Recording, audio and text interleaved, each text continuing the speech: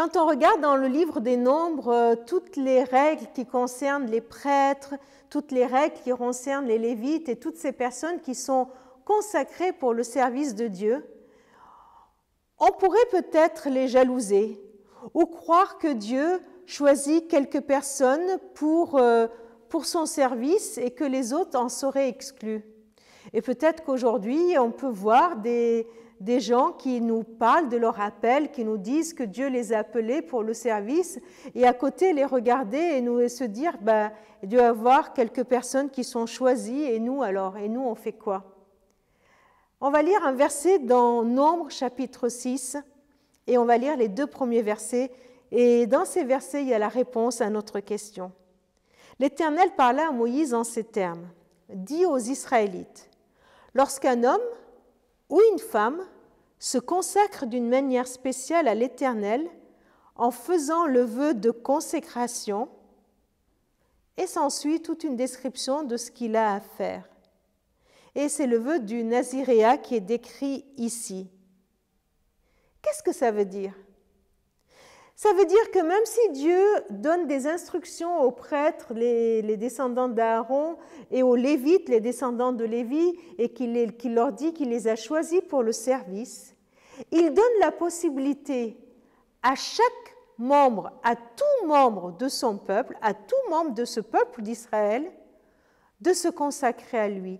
Qu'une personne peut décider elle-même de se consacrer à Dieu et du coup d'être complètement à lui. Je trouve ça extraordinaire. Je trouve ça extraordinaire que tout membre du peuple pouvait avoir cette possibilité de se consacrer à l'Éternel, que ce n'était pas l'apanage du prêtre et du lévite uniquement. Lui aussi, il pouvait avoir part à cette sainteté, à cette mission sainte. Sainteté dans le sens de mis à part. Mis à part, c'est ça le terme de la consécration pour le service de l'Éternel. On voit ça d'une façon éclatante dans le Nouveau Testament. Par exemple, dans 1 Pierre 2,5, il nous est dit que de nous approcher de Dieu et que nous formons ensemble une communauté de prêtres saints pour offrir des sacrifices selon l'Esprit de Dieu et que nous avons ce sacerdoce universel, que nous sommes tous consacrés à l'Éternel.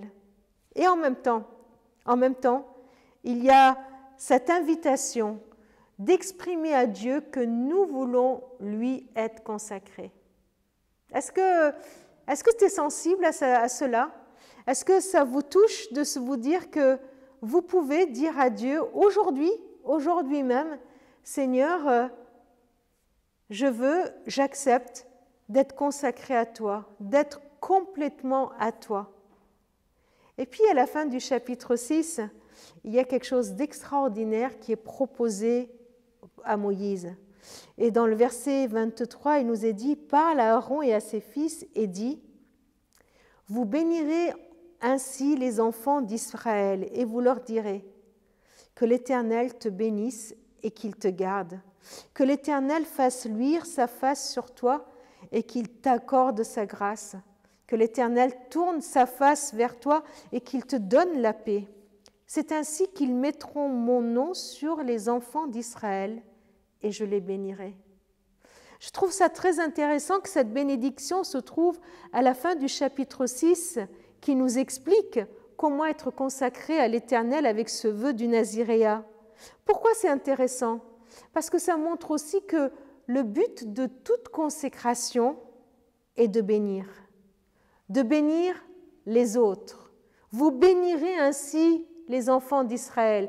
Bénir, c'est vouloir le bien des autres. Si toi et moi, nous sommes consacrés à l'Éternel, allez, puisque toi et moi, nous sommes consacrés à l'Éternel, nous voulons le servir comme disciples, nous voulons le servir comme témoins, alors notre mission, la finalité de la consécration est de bénir, de faire du bien aux autres et de demander à ce que l'Éternel fasse luire sa face sur qui? Sur les autres, sur les autres. Sur qui tu aimerais que Dieu fasse luire sa face, qu'il dévoile qui il est au travers de quelqu'un à qui tu veux que Dieu accorde sa grâce. Je te propose juste après cette vidéo de prendre le temps de prier, de te consacrer à Dieu et en te consacrant à Dieu, de demander à ce que la grâce de Dieu soit accordée à quelqu'un de précis de ton entourage. Et après la prière, tout au long de la journée, quand tu vas rencontrer quelqu'un, que tu puisses dans ton cœur prier en disant « Seigneur, accorde-lui ta grâce. Voilà le fruit de ma consécration à toi. Je suis consacrée à toi pour te demander d'accorder ta grâce à ceux vers qui tu m'envoies. Seigneur, ma prière, c'est que tu accordes ta grâce à toutes les personnes qui regardent cette vidéo.